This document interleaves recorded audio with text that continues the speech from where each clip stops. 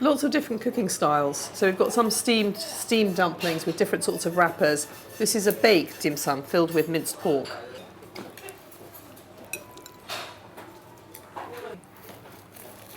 And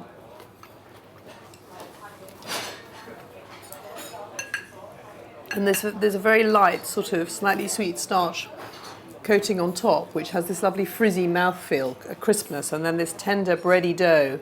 And inside it's barbecued pork in a sort of sweet barbecue sauce. It's very good. Yeah. And the dough is so tender. Yeah. With the crunch, very nice. Got a little sweetness and.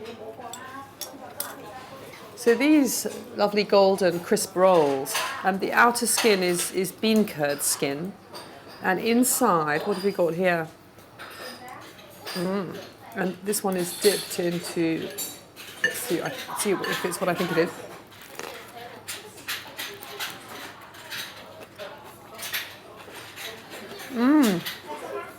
Worcestershire sauce. It's funny because sometimes people think that when you have Western sauces with Chinese food, that it's a westernized version of Chinese food. But Hong Kong is so international that something like Worcestershire sauce has been just adopted and made part of the dim sum tradition. It's always eaten with this.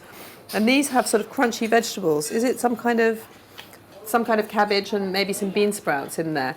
And they've also got a little bit of Jinhua ham, of Chinese ham, and the name of the dumplings is actually sort of ham bean curd rolls.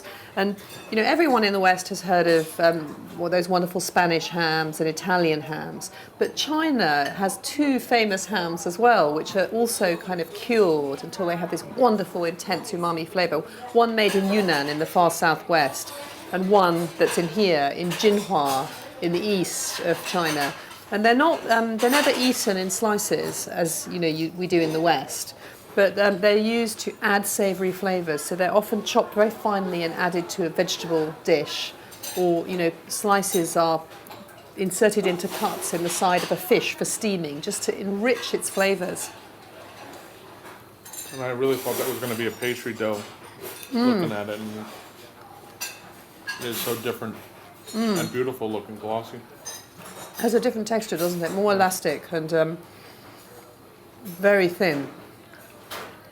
And this one is a kind of fried bun, and inside it we have slivers of lobu, of Asian radish. So you can see this is a risen dough, the kind that you make the steamed buns from.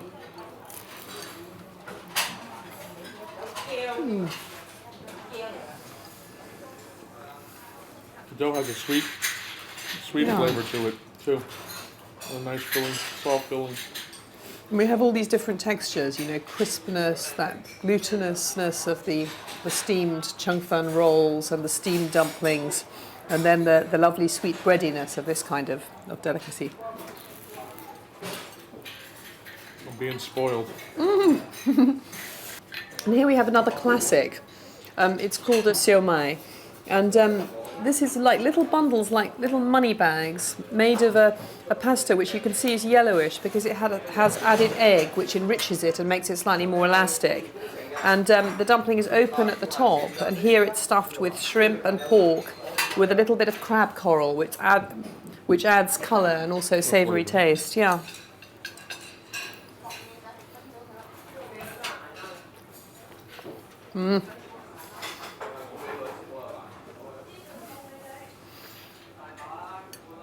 Great flavor and great textures. I mean, with the pork and the shrimp in there.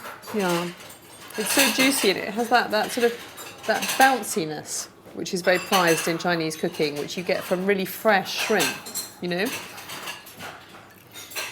In other parts of China, they have dumplings with the same name, xiaomai, which are more like the money bag shape, so they're gathered in at the neck and then they flare out. But you can always see the filling peeping out of the top of a xiaomai dumpling. So, Steve, here we have some chicken's feet. One of the very well-known Chinese dim sum, and hugely popular. And taking a part of the chicken that most Westerners wouldn't know what to do with, and making it into something really delicious. And it's a slightly complicated method.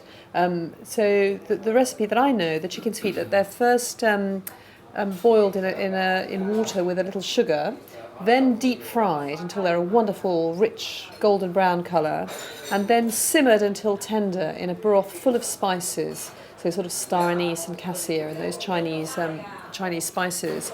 And then finally they're tossed in a wok with seasonings which might include black bean and oyster sauce, a little bit of chilli, and then put in these little dishes and steamed. So it's quite complicated to do at home, but A lot of methods. yeah, a restaurant speciality. But maybe you'd like to try one.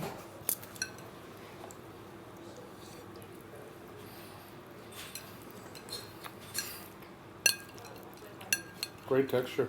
Yeah.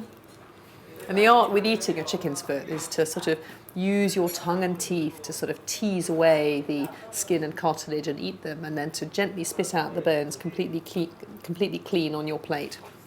And of course, for a Chinese person, the sort of grappling with the chicken's feet, the playing in the mouth with it, is part of the pleasure of eating it.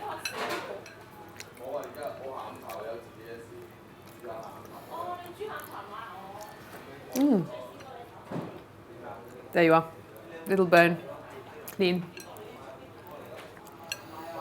Yeah, it has a wonderful texture, doesn't it? And that soft skin has absorbed all the flavour, flavours of the spices and of the oyster sauce and so on. It's excellent.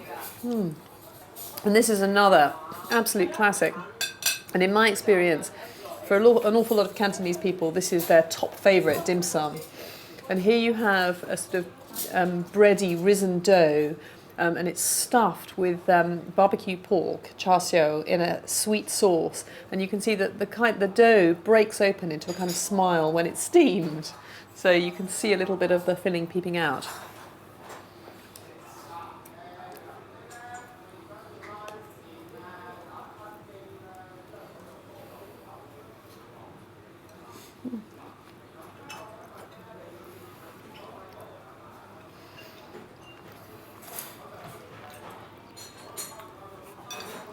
It's very good eating the barbecue pork with that.